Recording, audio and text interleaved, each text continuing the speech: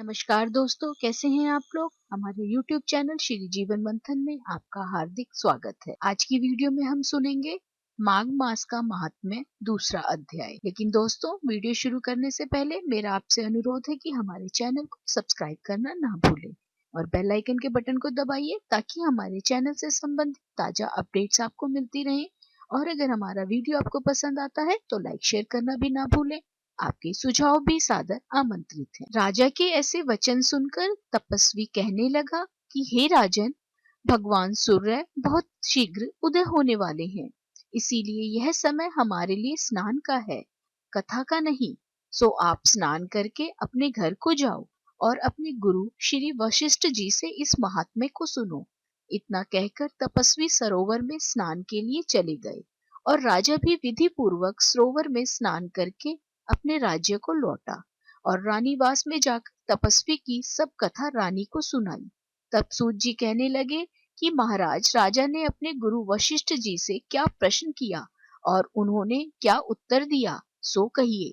व्यास जी कहने लगे, हे सूत जी, राजा दिलीप ने रात्रि को सुख से सोकर प्रातः समय ही अपने गुरु वशिष्ठ जी के पास जाकर उनके चरणों को छूकर प्रणाम करके तपस्वी के बताए हुए प्रश्नों को अति नम्रता से पूछा कि गुरुजी, आपने आचार, दंड, नीति, राज्य कर्म तथा चारों वर्णों के चारों आश्रमों की क्रियाओं, दान और उनके विधान, यज्ञ और उनकी विधियां, व्रत, उनकी प्रतिष्ठा तथा भगवान विष्णु की आराधना अनेक प्रकार से तथा विस्तार पूर्वक मुझको बतलाई। अब मैं आपसे माघ मास के स्नान के महात्म्य को सुनना चाहता हूँ। सो हे तपोधन, नियम पूर्वक इसकी विधि समझाइए। गुरु वशिष्ठ जी कहने लगे कि हे राजन, तुमने दोनों लोकों के कल्याणकारी, वनवासी तथा गृहस्थियों के अंतःकरण को पवित्र करने वाले माघ मास के स्नान का बहुत सुंदर प्रश्न पूछा है। मकर राशि में सूर्य के आने पर माघ मास में स्नान का फल गौ, भूमि, तिल, वस्त्र, स्वर्ण, अन्न, घोड़ा आदि दानों तथा चंद्रायण और ब्रह्मा कूच व्रत आदि से भी अधिक होता है। वैशाख तथा कार्तिक में जप, दान, तप और यज्ञ बहुत फल देने वाले हैं, परंतु माघ मास में इनका फल बहुत ही अधिक होता है। माघ में स्नान करने वाला पुरुष राजा और मुक्ति के मार्ग को जानने वाला होता है। दिव्य दृष्टि वाले महात्माओं ने कहा है कि जो मनुष्य माघ मास में सकाम या भगवान के निमित्त नियम पूर्वक माघ मास में स्नान करता है, वह अनंत फल वाला होता है। उसको शरीर की शुद्धि, प्रीति, ऐश्वर्य तथा चारों प्रकार के फलों की प्राप्ति होती है।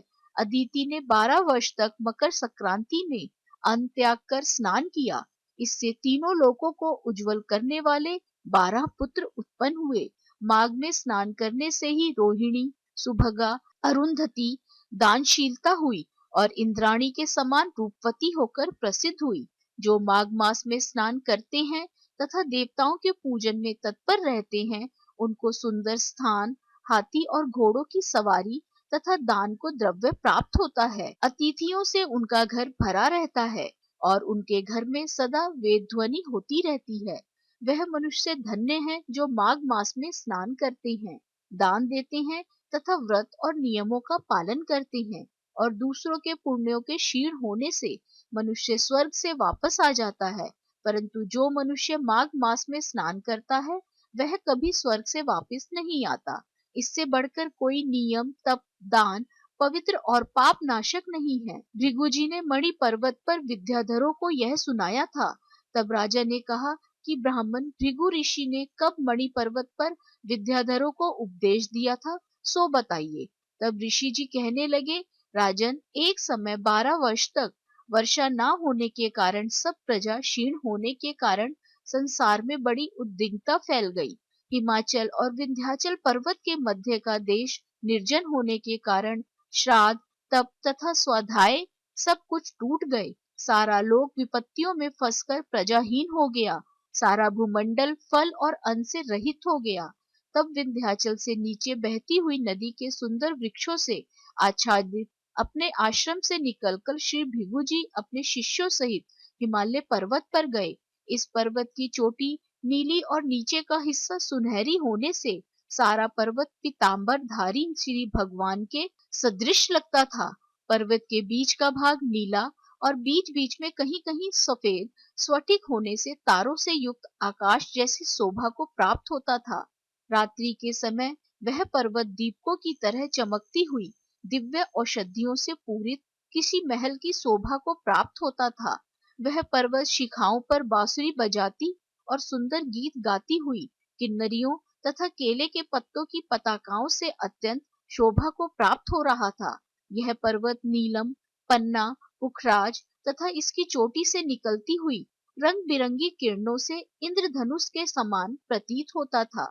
स्वर्ण आदि सब धातुओं से तथा चमकते हुए रत्नों से चारों ओर फैली हुई अग्नि ज्वाला के समान शोभायमान था। इसकी कंदराओं में काम पीड़ित विद्याधरी अपने पतियों के साथ आकर रमण करती हैं, और गुफाओं में ऐसे ऋषि मुनि जिन्होंने संसार में सब कलेशों को जीत लिया है, रात दिन ब्रह्म का ध्यान करते हैं, और कई एक हाथ में रुद्राक्ष की माला लिए हुए शिव की आराधना में लगे हुए हैं। पर्वत के नीचे भागों में जंगली हाथी अपने बच्चों के साथ खेल रहे हैं तथा कस्तूरी वाले रंग बिरंगे मृगों के झुंड इधर उधर भाग रहे हैं। यह पर्वत सदा राजहंस तथा मोरों से भरा रहता है, इसी कारण इसको हेमकुंड कहते हैं। यहाँ पर सदैव ही देवता, गुह्यक और अप्सरा निवास करते हैं। इस प्रकार माघ मास महात्म्य दूसरा अध्याय समाप्त। कल की वीडियो में हम सुनेंगे माघ मास महात्म्य अध्याय तीसरा। आशा करते हैं दोस्तों ये अध्याय आपको पसंद आया होगा। राधे राधे। आप सभी पर ईश्वर की कृपा सदा बनी रहे।